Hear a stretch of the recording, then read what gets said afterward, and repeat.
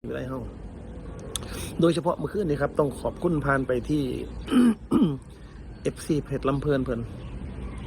ที่เพิ่นเขามาถล่มคือกันครับเขามาให้กำลังใจแบบเยอะเหมือนกันด่วนมือคืนนี้เป็นข่าวดีสุดๆ FC เพชรลำเพลินเข้าไปถล่มคอมเมนต์ในไลฟ์คอนเสิร์ตทิดาลาวค่ำคืนนี้พอผู้ออกมาประกาศดีใจขอบบุญขอบคุณ FC เพชรลำเพลินเป็นร้อยว่าซันเดย์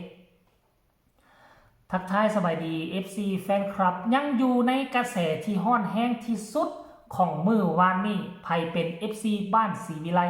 ไผเป็น FC ของเพชรลำเพลินกะคงจะได้เห็นฝีไม้ลายมือของน้องธิดาลาวอีกครั้งหนึ่งท่านผู้ชม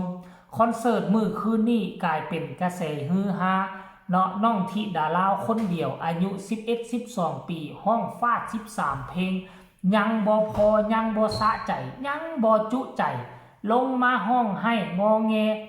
ว่าพอบ่ให้เพิ่นขึ้นอีกว่าสนิว่าพอให้เพิ่นลงไว้แท้ยังบ่ทันเมื่อยว่าสนิมื้อวานนี้ก็คิดว่าจะเป็นเพียงกระแสฮือฮาอยู่ในหมู่บ้านศรีวิไล FC แฟนคลับสั้นจำ FC แฟนคลับทั้งสองฝากฟังโขงเท่านั้นแต่พวกเจ้าฮู้บ่การเคลื่อนไหวของน้องธิดาลาวในช่วงนี้นะกลายเป็นว่ามีหลายวงหลายองค์กรมีหลาย FC แฟนคลับหลายสถาบันจับตาเบิงจับตามองถึงการเคลื่อนไหวมันจะมีแนวมองคล้ายๆคือวงการแสดง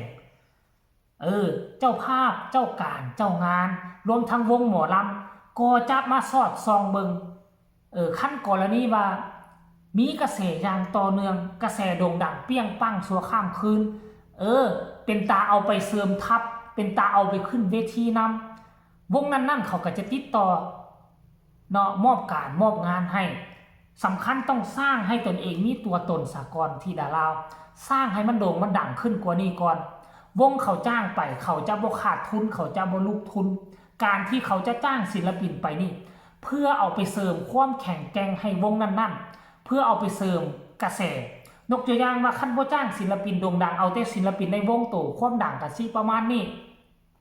คนเข้าชมก็สิประมาณนี้คันถ้าเอาคนที่มีชื่อเสียงมีกระแสฮับเซิร์นไปขึ้นกระแสก็จะโด่งดังขึ้นFC แฟนคลับก็จะลังไหลกันเข้ามาซื้อบัตรจองตัวเจ้าภาพเจ้าการเจ้างานก็จะได้ทุนเนาะก็จะได้กำไรลักษณะแบบนี้นะเพราะฉะนั้นแล้วครั้งนี้ถือว่าเป็นครั้งแรกที่ทีมงานเนาะ FC แฟนคลับของเพชรลำเพลินต้องขอซื้อเพิ่นเข้ามาเบิงเพิ่นเข้ามาชมจากเมื่อก่อนตอนที่น้องยังบ่ทันเข้าไป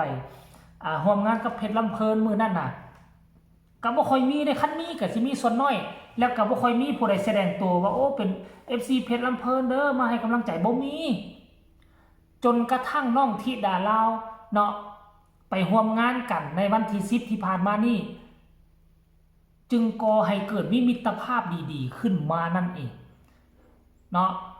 ตอนที่ดาลาวไปขึ้น FC ที่ดาลาวทั้งสองฝากฟังแม่น้ำคลองเข้าไปถล่มคอมเมนต์ให้กำลังใจแสดงความคิดเห็น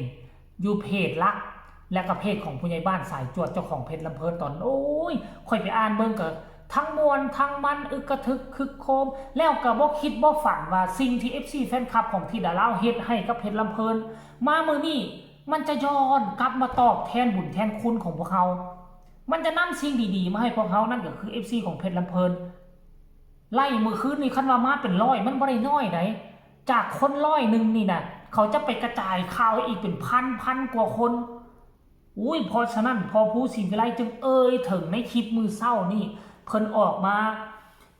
เว้าเกี่ยวกับเรื่องราวงานคอนเสิร์ตมือคืนนี่เว้าเกี่ยวกับความรู้สึกและเพิ่นก็ได้ถึง FC เพชรลำเพลินว่าแบบนี้อยากให้ทุกคนไปฟังคลิปนี้ซะก่อนเนาะฟังคลิปนี้แล้วพวกเจ้ามีคำคิดคำเห็นแนวใดก็ส่งข่าวโอ้ลมแลกเปลี่ยนบทเรียนนำกันได้ทางใต้คอมเมนต์เชิญทุกคนไปฟังพร้อมๆกันเลยอยู่ในห้องโดยเฉพาะเมื่อคืนนี้ครับต้องขอบคุณผ่านไปที่ FC เพชรลำเพลินเพิ่นที่เพิ่นเขามาถล่มคือกันครับเขามาให้กำลังใจแบบเยอะเหมือนกันนะครับเมื่อคืนเข้ามาน่าจะสัก สัก100น่าจะได้นะเมื่อคืน FC เพชรลำเพลินครับนะเข้ามาเยอะนะก็เข้ามาเยอะอยู่นะครับเข้ามาเยอะ แต่ก็มีขาจรนะ มีขาจรก็เยอะนะครับ ที่เพิ่นบริปักหลักก็ไปเพิ่นเข้ามาเยอะแยะขึ้นกันนะครับ ต้องขอบคุณเพิ่นถึงแม้ว่าจะเข้ามาแวบไปแวบมา แต่ไม่เป็นไรถือว่าคุณเข้ามาสร้างสีสันและสร้างกำลังใจ สร้างขวัญและกำลังใจให้กับบ้านศรีวิไลเรานะครับ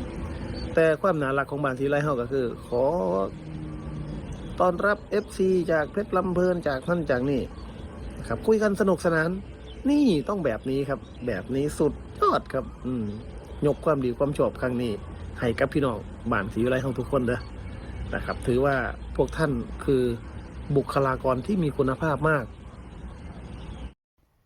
เห็นบ่ทุกคนอันนี้คือความหู้สึกมาจากใจของพ่อภูศรีวิไลบ่คิดบ่ฝันว่ามันจะมีวันนี้มันจะมาถึงมีการแลกเปลี่ยน FC แฟนคลับมีการแลกเปลี่ยนฐาน FC แฟนคลับจากมือคืนนี่มา100มือคืนต่อไปก็อาจจะมา100 200 300ลายขึ้นมีทั้ง FC เพชรลำเพลินกับเจ้ามาแสดงความคิดเห็นจากเพชรลำเพลินจากเพชรลำเพลินทั้ง FC แฟนคลับของบ้านศรีวิไลของน้องธิดาเล่าเห็นโอ้เพชรลำเพลินเขาก็ยังมาให้กำลังใจเฮาขนาดนี้เฮาก็เข้าไปสอดส่องในตี้ล่ะ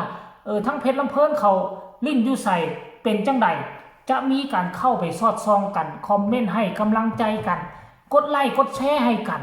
อันนี้มันเป็นเรื่องเล่าดีๆเห็นบ่นี่เขาว่าน่ะคันบ่ออกจากบ้านบ่เห็นด้านแดนไกลคันบ่ไปหาเฮียนบ่ฮอนมีความรู้ FC แฟนคลับของศิลปินคือกันยามใดก็ก้มหน้าก้มตางอบอยู่แต่ซุมเฮานี่ก้มหน้าก้มตาหาสนับสนุนแต่ศิลปินเฮาเนาะเฮาดันบ่ไปสอดส่องบ่ไปคอมเมนต์สนับสนุนให้ศิลปินผู้อื่นแน่มันก็ฐาน FC แฟนคลับเฮาก็สิมีซ้ำนี่100คนก็สิ100คนซ้ำนี้ไปถ้าหากว่าเฮาสอดส่องเบิ่งให้กำลังใจศิลปินคนอื่นFC ของศิลปินคนอื่นก็จะมาให้กำลังใจเฮาเช่นกันมีการแลกเปลี่ยนฐาน FC แฟนคลับซึ่งกันและกันซึ่งมันเป็นเรื่องราวที่ดีบ่ค่อยเกิดเรื่องเล่าแบบนี้ขึ้นมานี่ถือว่าเป็นครั้งแรกฐาน FC แฟนคลับอีกค่ายหนึ่งเข้ามาถล่มคอมเมนต์ให้กำลังอกให้กำลังใจอีกค่ายหนึ่งอันนี้คือเรื่องราวที่น่าปราบปลื้มใจ